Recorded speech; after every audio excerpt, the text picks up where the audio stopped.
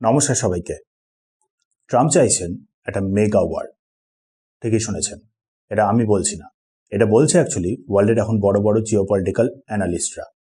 অনেক বড় বড় জিওপলিটিক্যাল অ্যানালিস্টরাই এখন বলা শুরু করেছে যে ট্রাম্প চাইছেন অ্যাকচুয়ালি একটা মেগা ওয়ার, আর যার জন্যই বিভিন্ন রকমের ওলট পালট স্টেপগুলোকে এখন তিনি নিয়ে যাচ্ছেন। ওয়ার্ল্ডটাকে পুরো আনস্টেবল করে দিয়েছেন। ঠিকই শুনেছেন, তাদেরই মধ্যে একজন প্রমিনেন্ট ফিগারের নাম নিচ্ছি, খুবই ফেমাস একজন, টাকার কার্লসন। ভালো মতনই জানেন ফক্স নিউজের ব্যাপারে। সেই ফক্স নিউজে একসময় হোস্টিং করতেন। বর্তমানে জিওপলিটিক্স, ডিফেন্স ইত্যাদি অনেক কিছু নিয়ে ইন্টারভিউ আর পডকাস্ট করেন। আর সেই পডকাস্টেই তিনি রিভিল করেন যে ডোনাল্ড ট্রাম্প এখন যা কিছু এই ওয়ার্ল্ডে করছেন তার পেছনে মেন কারণটাই হলো তিনি চাইছেন যে একটা মেগা ওয়ার শুরু করে দিতে। তার কথা অনুযায়ী যা যা কিছু এখন ডোনাল্ড ট্রাম্প করছেন তা থেকে এখন ক্লিয়ার ইন্ডিকেশন পাওয়া যাচ্ছে যে ডোনাল্ড ট্রাম্প একটা মেগা ওয়ার শুরু করে দিতে চাইছেন, যার সাইনগুলো এখন মোটামুটি ক্লিয়ারলি দেখতে পারা যাচ্ছে। যেমনটা ধরুন, প্রথমেই হলো ভেনেজুয়েলাই। রিসেন্টলি দেখেছেন ভেনেজুয়েলাতে ইউএস কি করেছে। ভেনেজুয়েলার প্রেসিডেন্টকেই তুলে সোজা ইউএসএ নিয়ে চলে গেছেন। সেখানে ইউএস এর কোর্টে তার উপরে হিয়ারিং চলবে। তার উপরে আবার ডোনাল্ড ট্রাম্প পেছনে পড়ে রয়েছেন গ্রিনল্যান্ডের। কখনো মিলিটারি অ্যাকশন নেওয়ারই ইন্ডিকেশন, তো কখনো আবার পুরোপুরি কিনে নেওয়ারই প্রপোজাল। এনিহাউ চাইছেন গ্রিনল্যান্ডকে ইউএস এর পার্ট বানিয়ে নিতে। তার সাথে আবার কিউবা, নিকারাগুয়া, কলম্বিয়া এইসব দেশগুলোর পেছনেও পড়ে রয়েছেন। কনস্ট্যান্ট ইন্ডিকেশন দিয়ে আছেন মিলিটারি অ্যাকশনের। ক্যানাডার ওপরেও রিসেন্টলি মিলিটারি অ্যাকশনের কথা উল্লেখ করেছিলেন, আর তার উপর রিসেন্টলি আবার মেক্সিকোর ওপরেও। ট্রাম্প অলরেডি অ্যানাউন্স করে দিয়েছেন যে মেক্সিকোর ওপরে এবার ল্যান্ড অ্যাকশন নেওয়া শুরু হয়ে যাবে। সাথে অন্যদিকে আবার পড়ে আছেন রাশিয়ার শ্যাডো ফ্লিটগুলোর ওপরে, যে ট্যাঙ্কারগুলোর মাধ্যমে রাশিয়া বলুন বা ইরান বা ভেনেজুয়েলা ইত্যাদি দেশগুলো লুকিয়ে অয়েলে ট্রেড করে, সেই শিপগুলোকেও এখন টার্গেট করা শুরু করে দিয়েছেন ডোনাল্ড ট্রাম্প। এমনকি ইন্টারন্যাশনাল ওয়াটারেও, যেখানে কোনো একটা পার্টিকুলার দেশের কোনো নিয়ম কিন্তু লাগু হয় না।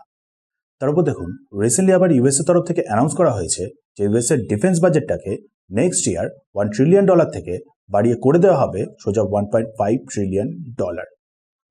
ডিফেন্স স্পেন্ডিং ইউএস এবার প্রচুর পরিমাণে বাড়িয়ে দেবে। যেখানে ভাবুন, আমাদের ভারতের টোটাল ডিফেন্স বাজেট হলো মাত্র $92 বিলিয়ন। ইউএসএ সেখানে অলরেডি হলো $1 ট্রিলিয়ন। নেক্সট ইয়ারেই সেটাকে বাড়িয়ে দিয়ে করে দেওয়ার চেষ্টা চলছে $1.5 ট্রিলিয়ন। একেই অনেকটা বেশি, তার উপর আবার এই এত বড় একটা জাম্প। এবার বলুন, শুধু এই ছোট্ট জিনিসটাই কি ইন্ডিকেশন দিচ্ছে? লড়াই না করলেই কিসের এত বেশি পরিমাণে ডিফেন্স বাজেট ইনক্রিজ? রিসেন্টলি আবার হয়তো শুনেছেন ইউএস 66টা ইন্টারন্যাশনাল অ্যালায়েন্সের থেকে বেরিয়ে গেছে। ইউএসকে এই অ্যালায়েন্সগুলো থেকে বের করে নিয়েছেন ডোনাল্ড ট্রাম্প, যার মধ্যে একটা ছিল আবার ভারত আর ফ্রান্সের দ্বারা লেড সোলার অ্যালায়েন্স। ক্লাইমেটকে মাথায় রেখে তৈরি করা এই অ্যালায়েন্স, যার হেডকোয়ার্টার আমাদের ভারতেই।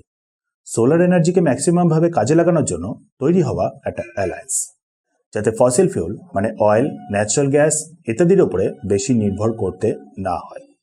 সেই কারণেই অ্যালায়েন্সটা তৈরি করা। বাট ইউএস এখন সেই অ্যালায়েন্সের থেকে বেরিয়ে গেছে। ডোনাল্ড ট্রাম্প ভারত লেড এই অ্যালায়েন্সের থেকে ইউএসকে বের করে নিয়েছেন। পুরো চান্স রয়েছে ট্রাম্প এইবার হয়তো ইউএসকে কোয়াডের থেকেও বের করে নেবেন। সাথে আবার ইউরোপের সাথে যে নেটো অ্যালায়েন্স সেটাকেও পুরোপুরি ভেঙে দিতে চাইছেন। ব্যাপারটা হলো, ট্রাম্পের আন্ডারে ইউএসএ সরকার বর্তমানে কোনো ইন্টারন্যাশনাল নিয়মকে আর মানতে চাইছে না। কোনো ইন্টারন্যাশনাল ট্রিটি, ইন্টারন্যাশনাল অ্যালায়েন্স কোনো কিছুরই ইম্পর্টেন্সটা এখন আর ইউএস মানছে না। তারপর দেখুন, আপনি জানবেন হয়তো নিউ ইয়র্ক টাইমসের ব্যাপারে। সেই নিউজ চ্যানেলেও ট্রাম্প রিসেন্টলি একটা খুবই ইম্পর্টেন্ট স্টেটমেন্ট দিয়েছেন। ট্রাম্প বলেছেন কোনো ইন্টারন্যাশনাল লকে তিনি আর মানেন না। তার নিজের মোরালিটি, নিজের মাইন্ড, সেগুলোই হলো এখন সব থেকে ওপরে। সেগুলোই একমাত্র তাকে এখন আটকাতে পারে, কোনো ইন্টারন্যাশনাল ল না। বলুন এবার, কোন লিডার ঠিক এরকম করে কথা বলে যদি সে অ্যাকচুয়ালি কোনো লড়াই না চায়? পুরো ইন্ডিকেশন পাওয়া যাচ্ছে যে একটা মেগা ওয়ার আমাদের সকলের কপালে রয়েছে। বাট ব্যাপারটা হচ্ছে, ট্রাম্প এগুলো করছেনই কেন? কেন চাইছেন ওয়ার্ল্ডে একটা মেগা ওয়ার শুরু হয়ে যাক? এর পেছনে মেনলি দুটো কারণ আছে। এক হলো তারই পসিবল ইমপিচমেন্ট, আর দ্বিতীয় হলো ইউএসএর ডিক্লাইনিং পাওয়ার। রিসেন্টলি ইউএসএতে একটা ভোটিং হয়েছে, ইউএসএর কংগ্রেসের আপার হাউসে। ডোনাল্ড ট্রাম্প রিসেন্টলি ভেনেজুয়েলাতে যা যা করেছেন সেগুলোকে নিয়ে। সেখানে অবাক হবেন শুনলে ডোনাল্ড ট্রাম্পের নিজের রিপাবলিকান পার্টির মেম্বাররাই ডোনাল্ড ট্রাম্পের এগেনস্টে গিয়ে অ্যাকচুয়ালি ভোট করেছে। 52 আর 47-এ ডোনাল্ড ট্রাম্পের এগেনস্টেই ভোটিং হয়েছে এই ভেনিজুয়েলার ব্যাপারটা নিয়ে। মানে বুঝতেই পারছেন, ডোনাল্ড ট্রাম্পের পার্টির মেম্বাররাই এখন ডোনাল্ড ট্রাম্পের এগেনস্টে যাওয়া শুরু করে দিয়েছেন, ডোনাল্ড ট্রাম্পের পলিসিগুলোর এগেনস্টে যাওয়া শুরু করে দিয়েছে।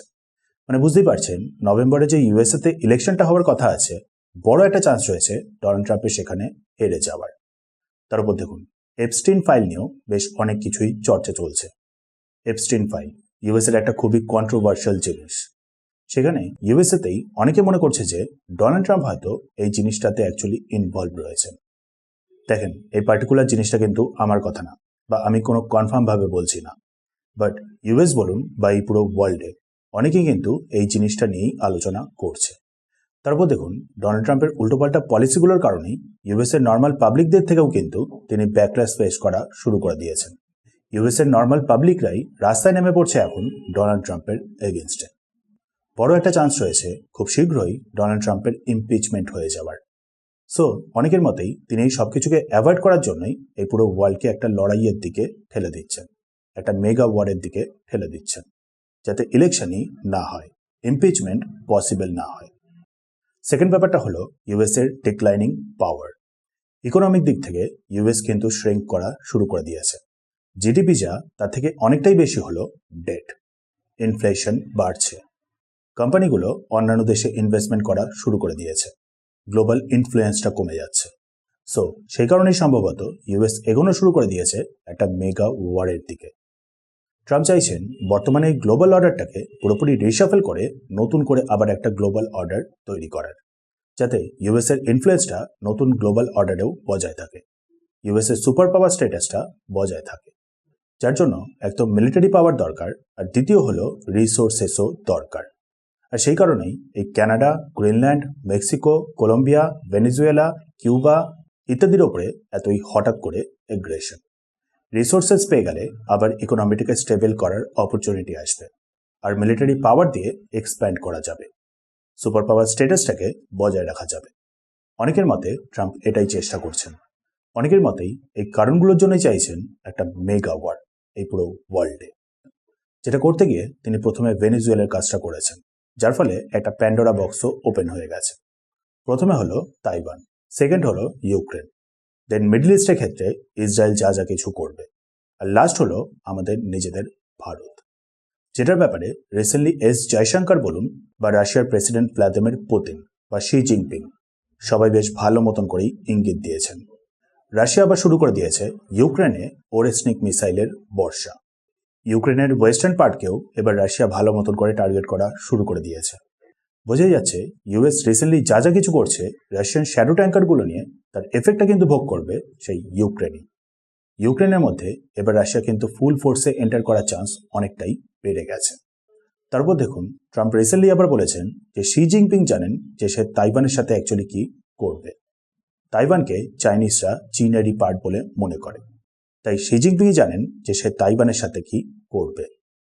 মানে ইনডাইরেক্টলি বলতে গেলে ইনভিটেশন দিচ্ছেন চীনকে তাইওয়ানের ওপরে আক্রমণ করে দেওয়ার, মানে উৎসাহ দেওয়া হচ্ছে অ্যাকচুয়ালি আক্রমণটা করার জন্য, যাতে অন্যদিকে সে নিজের কাজগুলোকে বিনা বাধাতেই করতে পারে। মিডল ইস্টেও দেখছেন ইউএই আর সাউদির মধ্যে কি কি চলছে, সাথে আবার ইসরায়েল, ইরান। তার উপর ইউএস এখন বলছে যে ওয়েস্টার্ন হেমিস্ফিয়ার হলো ইউএস এর ইনফ্লুয়েন্সের পার্ট, সেখানে অন্য কোনো দেশের ইনফ্লুয়েন্সটা মান্য না।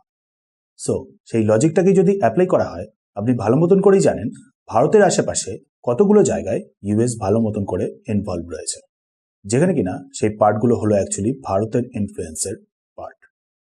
বিদেশমন্ত্রী এস জয়শঙ্কর ইনডাইরেক্টলি কিন্তু এটার ব্যাপারেও ইঙ্গিত দিয়েছেন। বুঝতেই পারছেন ভারত সেক্ষেত্রে কি অ্যাকশন নিতে পারে। মানে এই যে মেগাওয়াটের কথাটা বলা হচ্ছে সেটা অ্যাকচুয়ালি কিন্তু সত্যি। এখন দেখা যাক কি হয়।